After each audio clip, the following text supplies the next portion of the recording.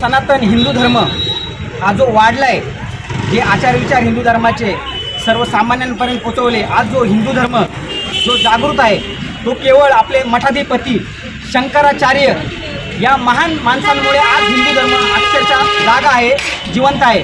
परंतु या माणसाविरुद्ध छेडखारण करण्याचं राजकारण माननीय नारायण राणे यांसारख्या माणसांनी केले आहे. माझं असं म्हणणं आहे, आपण नारायण राणेंना दोष नाही द्यायचा, तर त्यांची बुद्धिक्षमता त्यांची कुवतच तेवढी आहे.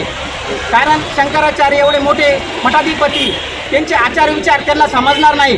म्हणून सकल कर्जत तालुका वतीने काँग्रेस पक्षाच्या वतीने आम्ही त्यांचा आज जाहीर निषेध करत आहोत.